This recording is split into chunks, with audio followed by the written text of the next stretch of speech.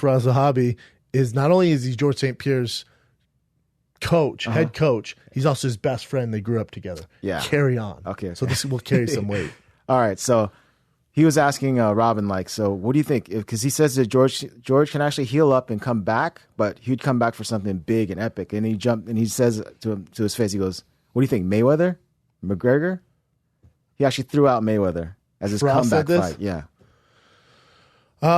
What do I know? If I had a crystal ball and I had the same agent as George St-Pierre, I would say that GSP is trying to make 170 pounds, and the only fight, you're not going to ever see him against Woodley, so Woodley quit chasing that. You're never going to see him defend the belt at 85. That will never, ever happen.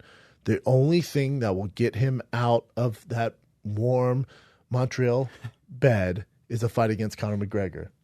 The only thing that will get Conor McGregor back in that octagon is a Canadian named George St-Pierre. So when you're talking about an actual super fight, that's what you get. Now, this is a super fight because let's say you do it at 70 or you do it at the catch weight of 65 or 60, whatever you want to do. And I know I just talked a whole lot of shit about super fights. This one makes sense because it doesn't hold up any divisions. If you're going to make this fight, just have Conor vacate the belt at 55. Who, again, belts do not matter anymore. Rankings do not matter.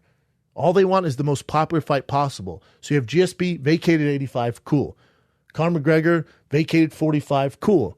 55, let's vacate that. Who gives a shit? You're still getting money. So then you have GSP Conor at a catch weight. It's just a fun fight. It's a huge fight. It's the biggest fight in UFC history.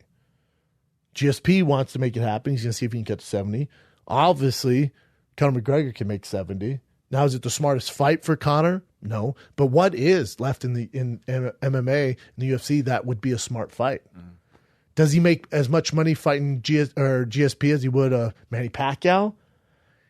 I know the UFC and Conor are trying to negotiate a deal right now. For the first time, a fighter has so much more leverage than anyone ever in the history of the sport to negotiate a deal where he gets a percentage of the company. He has that much star power where he goes, I'll fight, but over here in this promotion, the McGregor promotion with Floyd Mayweather that I just did, I made $100 million. You want me to fight these monsters for a fraction of that? You're crazy. You're crazy. In what world would I do it? And if you're the UFC, what negotiation power do you have? What would you bring to the table? Well, you're fighting for a legacy. I'm already a champ at 45, 55. I knocked out the best of all time, 45 of all time, Aldo in 13 seconds or 16 seconds, where the fuck it was. I'm sorry, what else? Well, and at 55, I knocked out Eddie Alvarez that retained the belt there too. And then I fought Floyd Mayweather, the best boxer of all time, lasted 10 rounds. I'm sorry, what were you guys saying? What do you want to do now? Give me another water. Here's what I need. The UFC is going to play the game. They have this for the first time ever in UFC history. They literally have to play the game. They can't go, nah, we're good. You can't. You're not going to bully Conor saying, no, we don't need you. Because in order for their new TV rights deals to gain some momentum, they have to mention Conor McGregor. There has to be some sort of progress in the negotiations in order to get that big TV deal.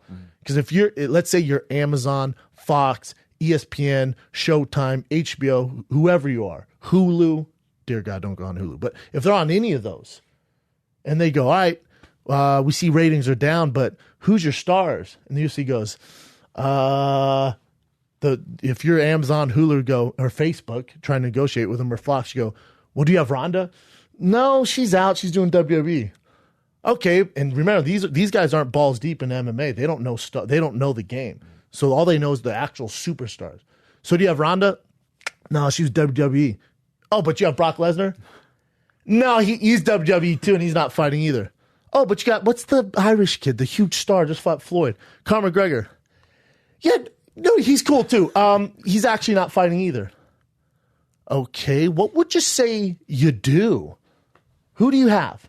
Oh, you know what? I'm sorry, we forgot one. You have John Jones. No, he is really good. Yeah, he's the best of all time. He's actually in some legal trouble, so we don't have him either for probably the next 3 years. Oh, but you have Paige Van Zandt. She was on Dance with the Stars. Yeah, she's gorgeous. She actually lost her last fight and got knocked out really bad. All right, you know what? We have CM Punk. Floyd Mayweather might want to fight.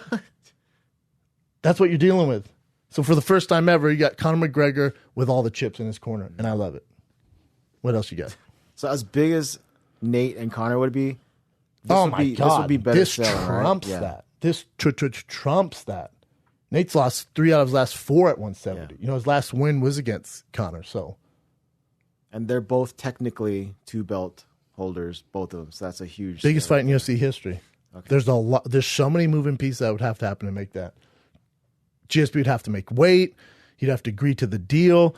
Conor, they'd have renegotiate his deal. It'd have to make financially sense. There's so many moving parts. But I do know this: Conor's team, GSP's team, do want this to happen. I know that.